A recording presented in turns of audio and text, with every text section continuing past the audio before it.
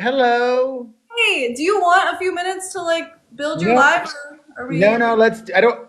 Of all the days, today's like a crazy busy day, but I'm a follow through person and a person of my word. So we're doing this. If you want to reschedule, I wouldn't be No, offended.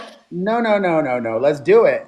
Okay, we can do battles the whole time too, so that we can Okay. make some bread out of it. Okay. Cool, guys. This is Perez Hilton. Yay! We're interviewing Perez Hilton. That's so exciting. Okay. So I have a few different segments with my interviews. I start by just asking you questions, and then we're gonna go into kind of like a speed round about different people, and then we're gonna do toxic questions to end it. So Sounds good. awesome. Okay. Let's just start off light, shall we? Okay, why did you change your name from Mario to Perez? I realized very quickly that using an alter ego would be a helpful thing when talking about topics that could get people heated, especially because like I was one of the first people to get doxxed. I got doxxed, and I also got fired from a job, and um, but everything has a is a every cloud has a silver lining, as they say, and picking the character name of Perez Hilton was a blessing because I've been sued so many times, but one of the times that I got sued was by the New York Post. They have this gossip column called Page Six, and my website originally, for the first 8 months or so, used to be called page666.com, a Okay. play on page six. So when they sued me, I was so broke. I didn't have money to fight that lawsuit. I couldn't change I didn't want to fight it, so I'm not going to change the name. But thankfully I had already started calling myself Perez Hilton, so it just made sense to switch the name from page 666 to perezhilton.com. Okay. Yeah. Cool. So you've been sued multiple times. Oh yeah. What have those lawsuits been about? Oh my God, everything. Probably the majority of them is something that I worry about for a lot of TikTok creators because they do it. They do. Tax issues? No, I got sued a ton by paparazzi agencies for using their photos without paying for them. And so many like TikTokers and so many creators on here, when they're doing stories about celebrities, they'll use pictures that they didn't pay for. These photo agencies wanted to, they can go after all of these people and sue them. Okay. Interesting. Yeah, I got sued by so many of them. Yeah. I just made a video like that. Like just now. Oopsies. Yeah. Be careful. That's all I will say. Okay, The so likelihood is they may not go after you. They probably won't, but they could, and it will cost you thousands and thousands of dollars to make it go away. They won't go through with like taking you to court, but they will expect thousands and thousands of dollars for you to settle. I might just private that video, who knows? Um, They're even going after celebrities. This is the most disgusting thing. Paparazzi will sue a celebrity if they post on their social a photo of themselves that the paparazzi took. Yeah. I don't see how that is legal, but okay. That's It's all interesting. about copyright. The celebrity doesn't have the copyright to that photo. They legally can't use it without permission or paying for it. Wow. Okay. Yeah, see, I had no idea. That's so interesting. Yeah. Um, Champ, thank you. Okay, so you went to NYU for acting. Talk about your experience with films and what you project your future in the industry to look like. Do you think you're gonna do more movies and reality TV shows and all that? Yeah, I mean, I've done a lot of acting over the last 20 years. Unfortunately, I mean, not, no, no, no, sorry. I've been fortunate to do a lot of acting, and most of my acting gigs over the last 2 decades have been as Perez Hilton. Ideally, I would love to be playing more characters, which is something that I did last year. I was in a scary movie called Bad Connection, which is out now on streaming platforms. And I didn't even play a character remotely like myself. I played a doctor. So I loved that and was so grateful for that. And this year, I'm also going to be doing a movie in a few months with some very well known actors, a small part, but I'm so grateful to be in that. Yeah. Hold on, let me thank some people. Thank MVP World Champ, thank you, Jay, Podcast, Jill, Jennifer, Kay, Leah, Cuckoo, Jamie, thank you.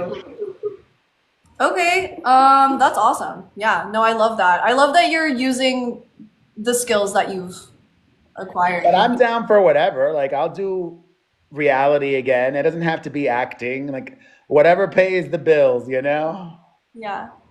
Okay, so is that like what you prefer to do though? I mean, I feel like you're more of an opportunist where you just kind of grab whatever is in front of you and just take Well, you it. have to when you've been doing what I do now for literally, this is my 21st year. So I'm literally every day scheming and brainstorming and throwing pasta against the wall to see what sticks.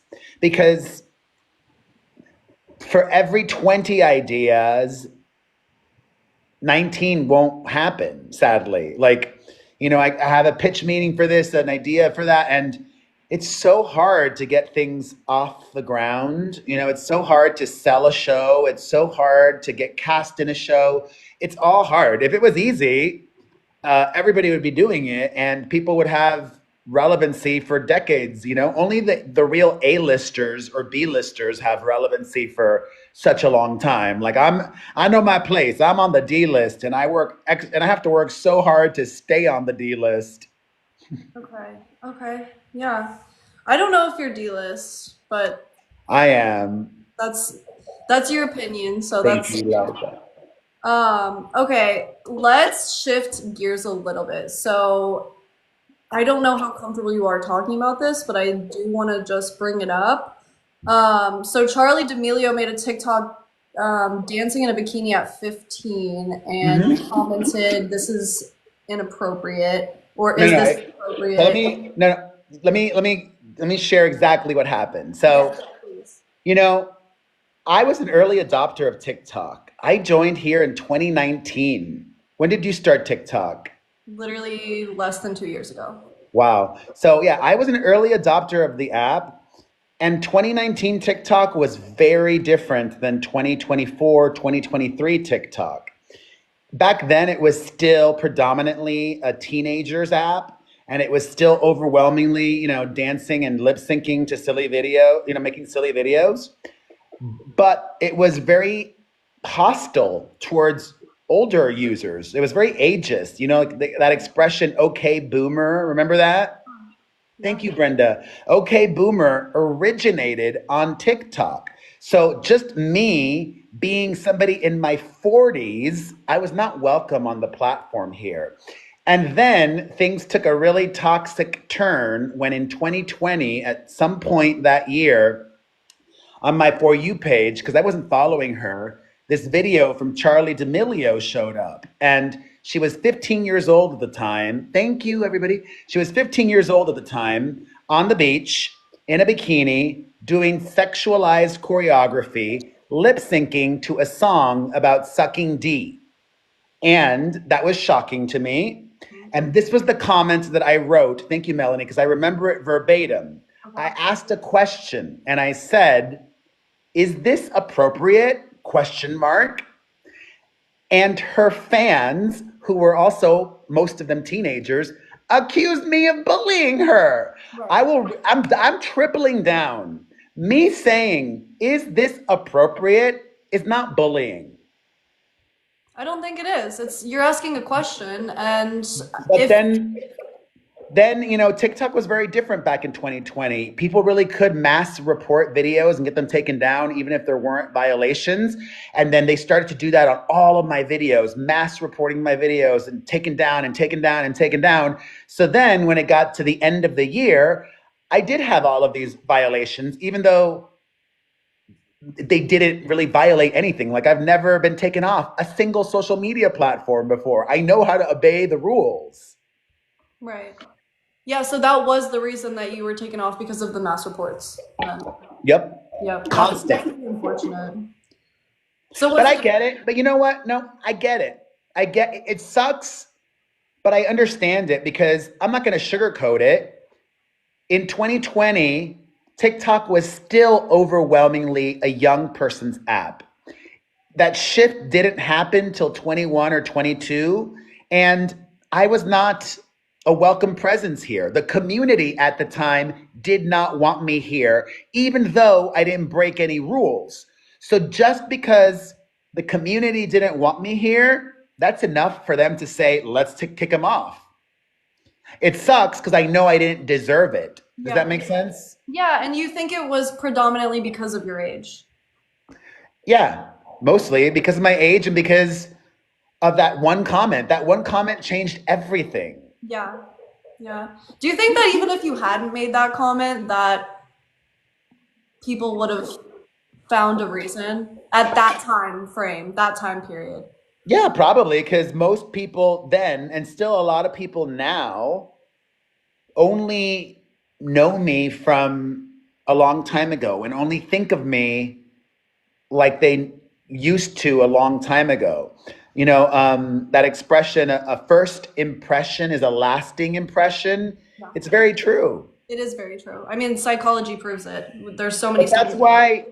that's why I'm so grateful for going live because people, I love Oprah. I'm a huge Oprah fan. And one of the things that Oprah says is that people just want to be seen and they just want to be heard.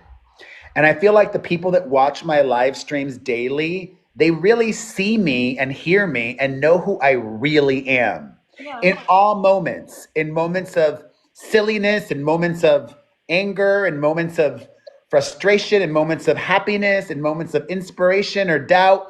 The people who watch me daily know who I am in 2025 and what a gift that is. Yeah, no, I think I mean, that's the beauty of live streaming in general, but TikTok is a very special community, I think, compared to other places. So you talk about it as though it's like you are almost rebranding in a No, way. nope. I don't No. care about rebranding. I don't care about redemption. I mean, I care. I'm not going to lie. I care about being seen and heard because, oh, thank you, Kiki, because everybody cares about being seen and heard. However, if I'm continued to be misunderstood by people, or if people understandably, validly choose not to give me the grace to see me for who I am today, because in their minds, what I did in the past was so bad that they don't want to give me the grace to grow, I respect that. I fully acknowledge that people's feelings about me are because of things I said and done. It's not like, oh, it's some unjust thing. Like, no, you feel that way because of how I used to be. But on the flip side, I don't believe that people, oh God, this is, oh God, I'm going to say it. It's a perfect parallel and a really important example. I love who Paris Hilton is in 2025. She is now really seen as an advocate for people that were, like herself, victims of abuse in these boarding schools. She's seen as a mother. She's really not rebranded. I think that's lame. I think she's just grown and matured. I She's love that. evolved like we all do. But 20 years ago, Paris Hilton was racist and homophobic. The receipts are out there of Paris Hilton saying racist and homophobic things. And while I'm not excusing that away, that's not who she is now. And people need to be given, they don't need to be given anything, but people grow and learn and are better and do better. And I believe that Paris, there are some people out there that maybe have never heard that Paris Hilton has there's recordings of Paris saying racist and homophobic things. There are some people out there who, if they're hearing that for the first time now, they'll be outraged and think that she should be canceled. No, I disagree. That was like 20 years ago. I don't think that people should continue to be punished for awful decisions and mistakes they made decades ago. I think that's a really positive message for mental health in general. I mean, like, people have, these like whimsical sayings about depression and anxiety, right? Depression is ruminating about the past. Anxiety is worrying about the future. Every single day, every single moment, you're a different person. We have all these collection of thoughts that are constantly changing. We learn different things about the environments and the people around us, and we process that information. If you So want, it's really valuable. not everybody wants that. Like some people go through their lives changing very little. You to change for the better, you have to be aware. You have to be putting in the thought and the work. Like I don't want to get political, but look at Donald Trump. He's in his 70s. He's not evolved much for decades. He is still somebody, in my opinion, and we can respectfully disagree. He is somebody who will still say incredibly hurtful things to others. Everybody's opinions are valid, but Yes. how you express your opinion matters. And he doesn't care if how he expresses his valid opinion is hurtful to others. And you would think the opposite would be true. You would think the older you get, the more mindful you are of others. But, for me, I want to be better every day. I want to be happier every day. And part of that means I have to acknowledge that I can't be as selfish as I used to be. When I was young and behaving like a see you next Tuesday, that was coming out of a place of pure selfishness. I didn't, and this is why I don't care about a rebrand. I don't care about even being liked because I don't even know if I would forgive myself. I don't even know if I would Yeah. say you're worthy of. I don't, because like if I was precious, I wouldn't even say this, but I'm not precious. I just want to be real.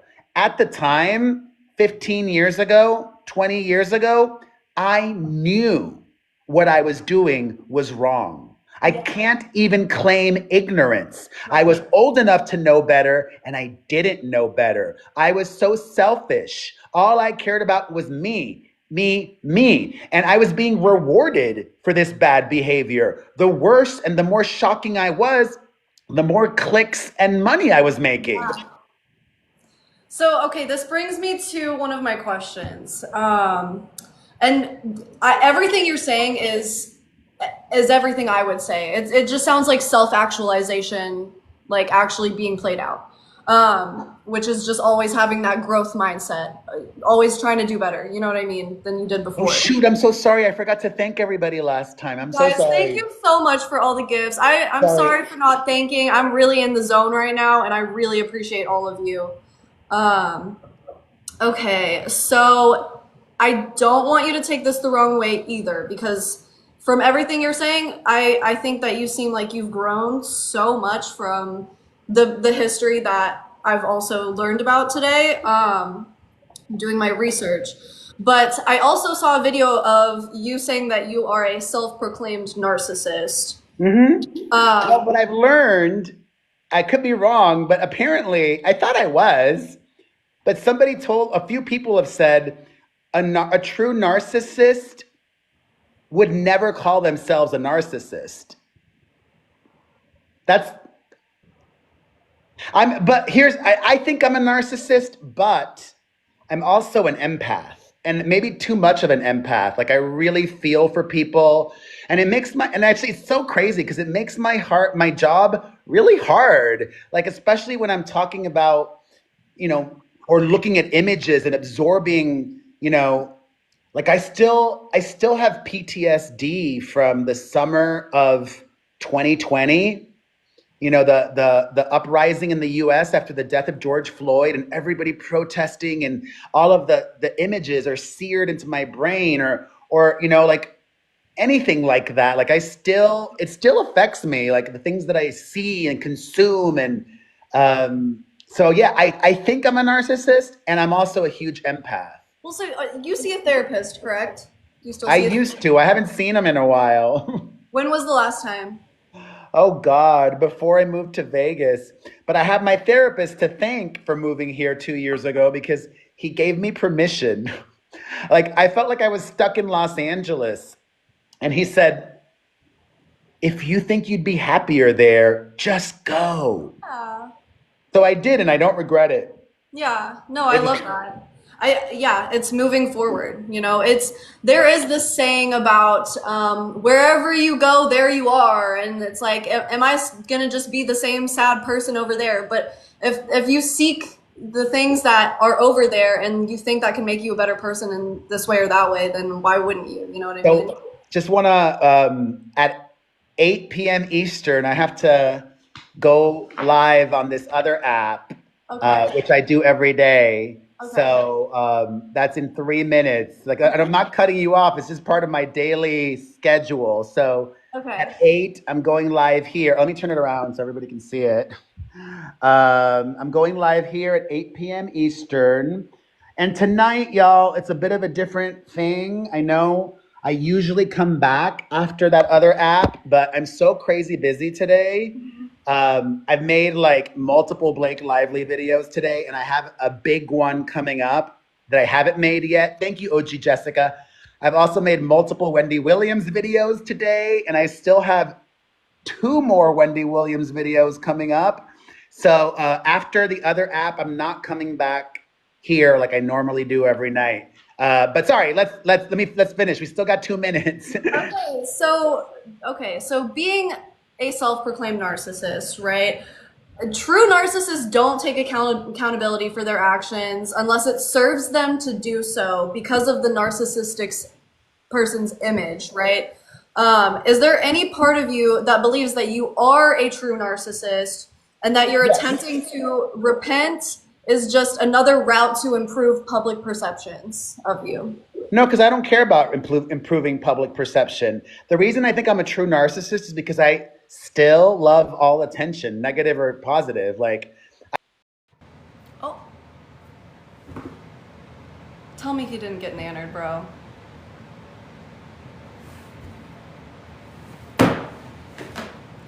Tell me he did not get nannered. No, he definitely did. He definitely did because that wouldn't have happened.